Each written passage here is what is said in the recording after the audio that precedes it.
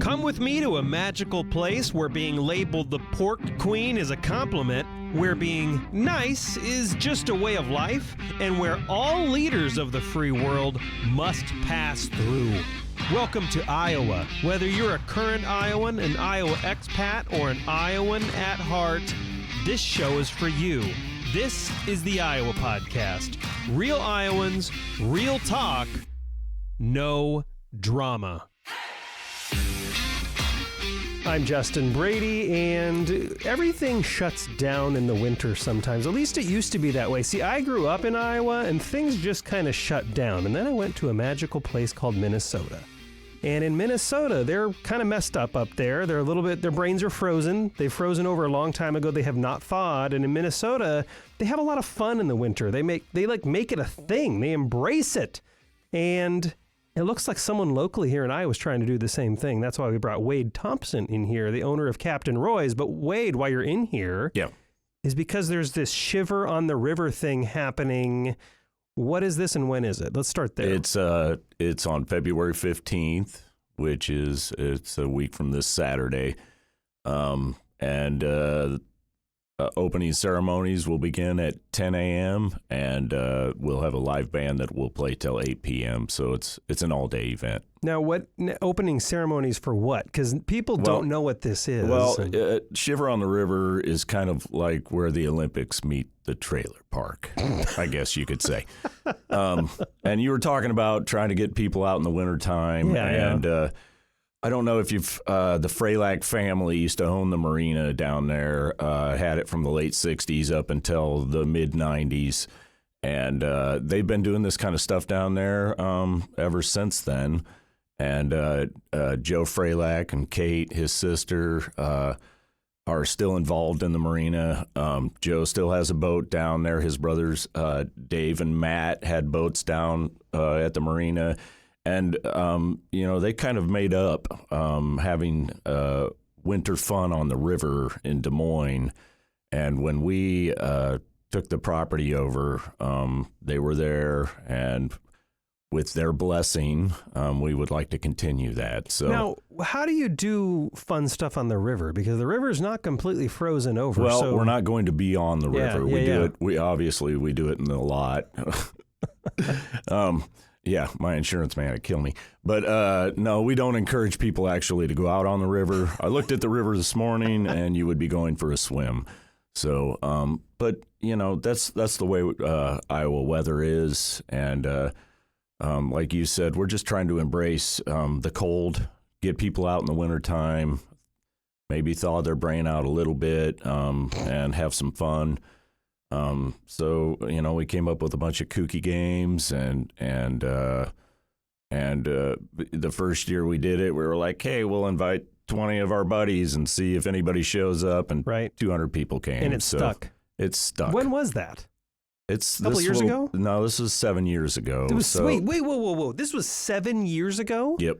Whoa, I thought it was a couple. We missed 1 year because of COVID. Sure. But we've been doing it for a little while, yeah. And so there's an admission. Give people an idea of what the admission costs, right? Because there's an admission to get into the event. There's obviously a band. There are activities. Yep. What are some of the highlights? Well, I think the highlights are the games, personally. And, it's a lot of fun. It's a lot of crowd participation. It's a great spectating thing. But you can also participate in the games if you wish. We have game sign up. We've done it every year. It's we call it Shiver Eve. It's on Friday night. It'll be this coming on Valentine's Day. We'll have a party down at Captain Roy's, and you can come down, and there's a limited number of slots for people to get into the games. You come down and you buy a ticket, and with your admission fee, you get to participate in the games as long as have not filled up yet. Sure. So just to give everybody an idea who's wondering what these games are, and you can push into one that you are most excited about, but there's the frozen turkey bowling, bucksaw, turkey bowling, tug-of-war. I might get some of these wrong. Yep. Beer cooler curling. Yep. Hump and bump tube racer. Hump and bump tube racer. That's a new event this year. Home wrecker slapshot skee ball, bike time trial, and Build-A-Bill. Yep, bill to bill. I mean, there's a lot there. Which ones do you think need the explanation, though? Have you never gone frozen turkey bowling? I never have. Okay, well, come down to Captain Roy's and we'll make all your dreams come true. Wow. Like all the games are so much fun. They really are. And we've partnered with sponsors every year. Exile's always been a great sponsor for the frozen turkey bowling. Confluence always sponsors the beer cooler curling. And the turkey bowling is exactly what it's a frozen turkey, and you bowl with it. So we set up an ice strip and set up pins, and you get a chance to knock some pins down with a frozen turkey. And the winner of the games, and we usually run the more popular games like turkey bowling, we'll run it twice throughout the day so that more people can participate. Oh, that's cool. Sure. But the winner of the games gets $100 cash plus prizes from Exile or Confluence or any of our sponsors. So it's pretty awesome.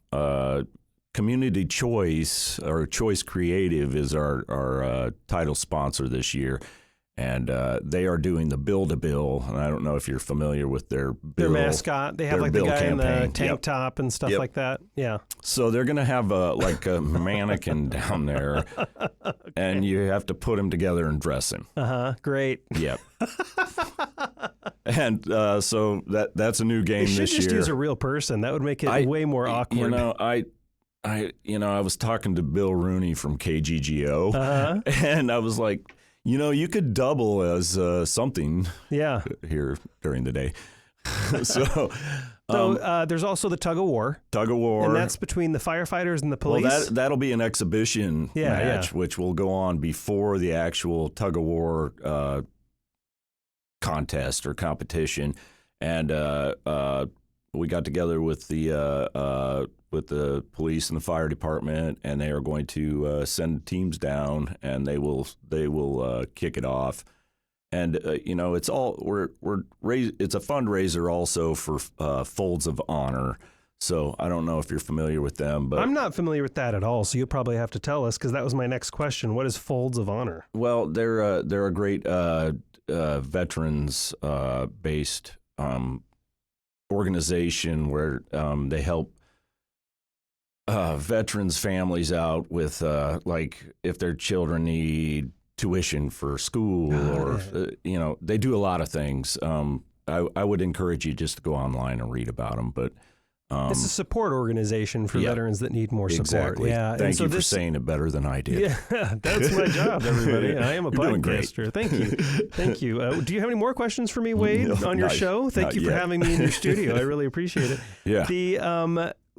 So it's obviously the firefighters and the police square off. This is the idea, right? Do the firefighters do the police get to use the firearms to get an advantage? No. They're not allowed to. No, we're not doing that. Now, have you done this before? The firefighters? This is new this year, and we got together with Paul Parizek, and he's kind of organizing it, and so. What's the over/under on the firefighters or police winning? Has anyone taken bets? I'm not going to say anything. I'm just excited. I love our police. I love our firefighters. But if I had to guess, I'd say the firefighters are going to win this one. I didn't say it, you did. I would say just, this is the training, pulling things out of burning buildings and stuff. That's what they do. But, police are trained too. But the cops are tough also. They're definitely tough. They're all tough humans. I just think the firefighters are going to win this one. I know a few firefighters, and they know how to pull stuff. Yeah, they do. Yeah, they do. I don't know. And, sometimes cops are having to work solo. That's part of the job. Yep. Firefighters are almost always working as a team. Yep.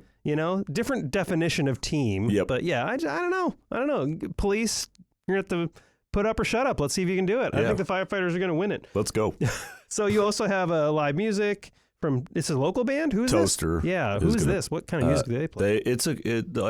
Every song they play, you will know. Oh, it's a cover band. It's a cover band. Got it. And they're fantastic. And we have them down there throughout the year in the summertime, and it's always just packed down there. So this is outside. The event is outside. But we have two pretty sizable tents set up in the parking lot. We've got like a bow tie tent that kind of looks like, like a circus tent. Where it's got the peaks on the ends. And the band will be set up inside there. The tents are heated. The tents are heated. Of course. This is a fancy event. Yeah, it is fancy. It's gotten really fancy from our squirrely little deal we did, a few years ago. Now, Captain Roy's, how old's Captain Roy's now? It's been around for a little while. 2015, so this would be 10 years since the concept. Yeah, no, it's on the east side, technically, because, east side of the river. Yeah, right off of Union Park. Yep. And if you know where the rocket slide is at Union Park and the Heritage Carousel, we're right down the hill at the Birdland Marina. So I'm a lifetime East Sider, so I'm very familiar with the area, and I'm really happy that there's stuff going on. Mm-hmm. Now, if anybody watching the video, you can see that Wade really plays the part, like the Captain Roy's thing, I am not Captain Roy, though. But you have the look going on, I'll take it. Yep. So there is a Captain Roy, though. Yep. And tell Anson Roy Williams is his name. And why make a marina style restaurant from this character? Well, because he's a real character, and if you come down, you'll get to meet him. He's a river rat, and we call him the Commodore of the marina, and he's been on the river his whole life. He's the kind of guy that you'll see ski by the bar barefoot on the 4th of July with, with a beer in one hand and a flag in the other. Really? So how old is this guy? Anson I'm going to guess he's probably approaching 50. Really? So, really? Yeah. Why? Okay, so he's younger than me. Why name the restaurant after him? Just because we didn't know what else to call it. Okay. All right. Good reason. I mean, yeah. Good reason. Yeah.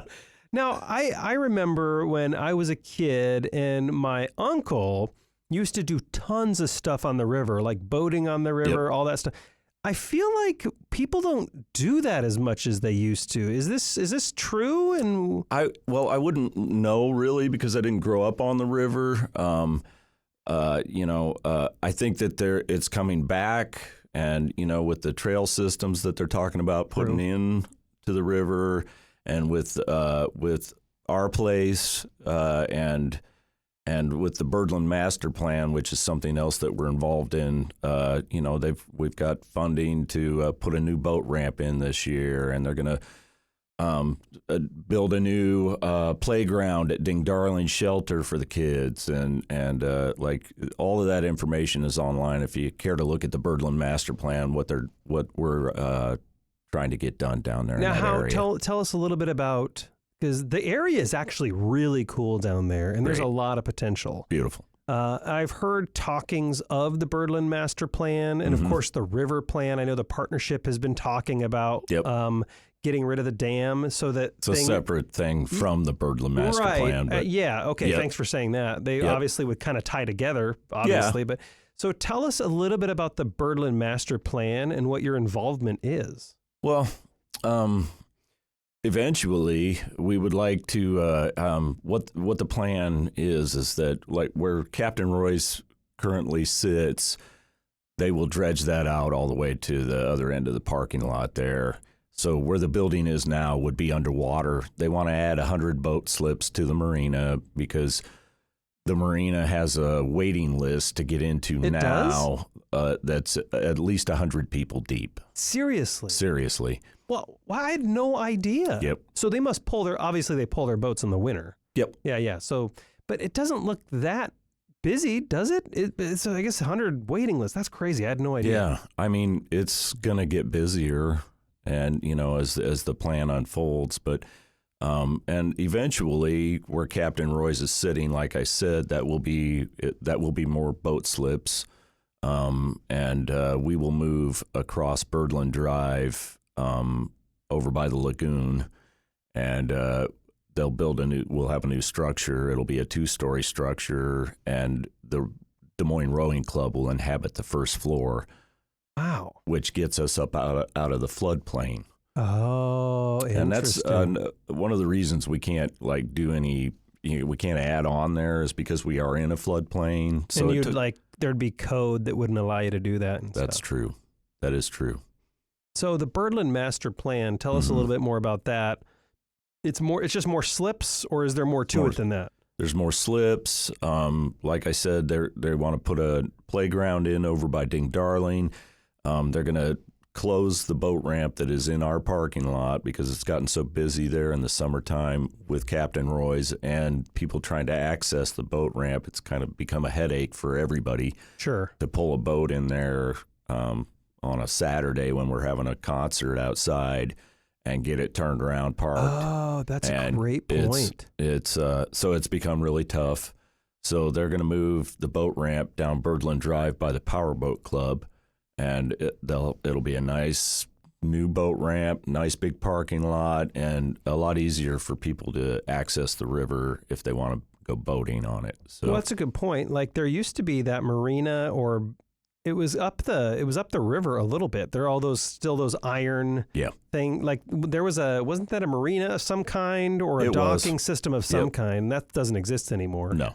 And so there used to be more access to the river, and there's not now. So was it just a matter of maintenance, or the city, or people just let things go, or why is there less access now? I don't know. Well, you can also access the river from Prospect Park. There's a nice boat ramp there also. Oh.